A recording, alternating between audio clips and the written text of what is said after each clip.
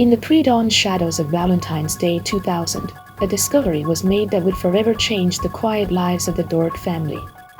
The body of Bob Doric was found at the bottom of a wooded slope, his skull savagely crushed. Though the violence was clear, something was amiss.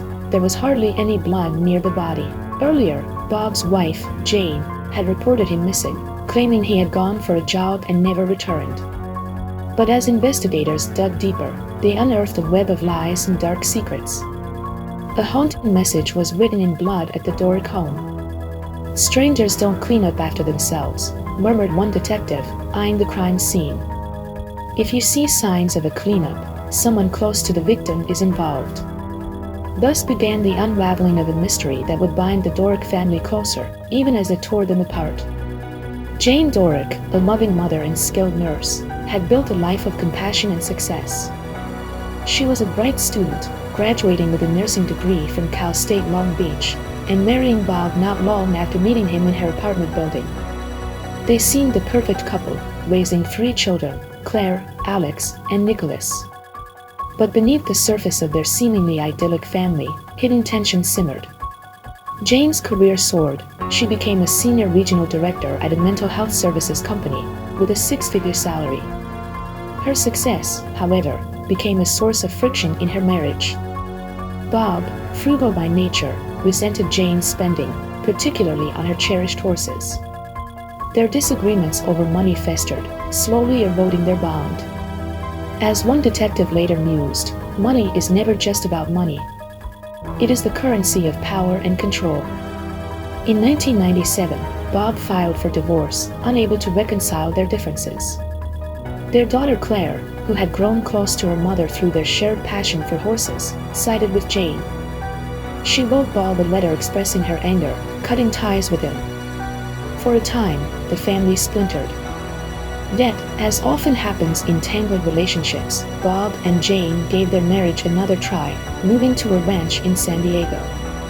But the attempt at reconciliation would prove as fragile as the trust between them. On the evening of February 13, 2000, Jane made a frantic call to the San Diego Sheriff's Office. Bob had gone out for a jog at 1 p.m., and by 7:45, he still hadn't returned. Friends gathered at the Doric home, offering comfort as search efforts intensified. Claire, who had been visiting family in Long Beach, rushed home, unaware that her father's fate had already been sealed. After 9 hours of searching, police found Bob's body in a rural area, just miles from the ranch. Jane believed he had been struck by a car, but the detectives knew better. The head trauma was unmistakable, yet there was almost no blood near his body. And then there was the curious matter of his shoes, tied in a way that suggested they hadn't been laced by Bob himself. It was as if someone had dressed him posthumously. "The dead speak in silence," said one forensic expert. "Their bodies tell stories the living try to erase."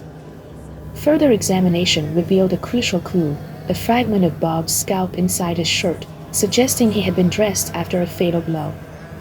The murder, it seemed, hadn't occurred where his body was found. Investigators followed tire tracks left near the body, hinting at a carefully planned cover-up. The medical examiner's report confirmed the worst. Bob had died from a combination of blunt force trauma and strangulation, though the exact sequence was unclear. His stomach still held undigested food, matching the dinner Jane said they had shared the night before. This placed his time of death late Saturday or early Sunday, around 15 hours before Jane reported him missing. Detectives now believed Bob had been killed in his own home. A search of the Doric house brought the grim reality into sharper focus. In the master bedroom, they found a suspicious wet spot, later identified as cleaning fluid. Blood was found on the floor, on the rug, and even splattered on the walls, evidence of a violent struggle. One stain, 8 feet from the bed, suggested blood had been flung from a weapon. The mind can forget, but the crime scene remembers, an investigator reflected, watching the pieces come together. Confronted with the growing evidence, Jane claimed that Bob had suffered a nosebleed weeks before, explaining the blood in the bedroom. But her story rang hollow. Detectives had heard too many weak alibis to be convinced. Jane was arrested on February 17th for Bob's murder. Her trial in May 2001 was as riveting as it was heartbreaking. The prosecution argued that Jane's motive was simple: greed. A divorce would leave her paying alimony to Bob, a man who earned far less than she did. Blood evidence in their bedroom and traces of Bob's blood in Jane's truck seemed to confirm her guilt. The defense, however, had a different theory. They suggested it wasn't Jane, but Claire, who had killed Bob. Claire, they claimed, had a tumultuous relationship with her father, and as a marathon runner, was more than capable of overpowering him. Yet, Claire never took the stand, invoking her Fifth Amendment rights. Jane, too, chose not to testify. In a dramatic twist, Jane's sons, Alex and Nicholas, testified for the prosecution, stating that their mother was strong enough to carry out the murder. After days of deliberation, the jury found Jane guilty of first-degree murder. She was sentenced to 25 years to life in prison, but even the judge expressed doubts. Was Jane the sole perpetrator, or was there someone else, lurking in the shadows? The human mind is a labyrinth, the judge remarked during sentencing, and sometimes, the darkest corners hold secrets we will never fully unravel. And so, the question lingers: did Jane act alone, or was Claire more involved than anyone could prove? The case left a haunting mystery behind, a family shattered, a husband dead, and the truth hidden beneath layers of deception. As the dust settles, a fundamental question arises from this tragedy: can we ever truly know the people closest to us? Or are the ones we love most often the most elusive, hiding their darkest selves behind the masks we want to believe in? Everything begins with a small mistake and disagreement, a problem that may appear trivial at first glance. When we fail to make an effort to resolve it, it grows larger than we can imagine, accumulating both small and large issues, expanding like a cancerous tumor.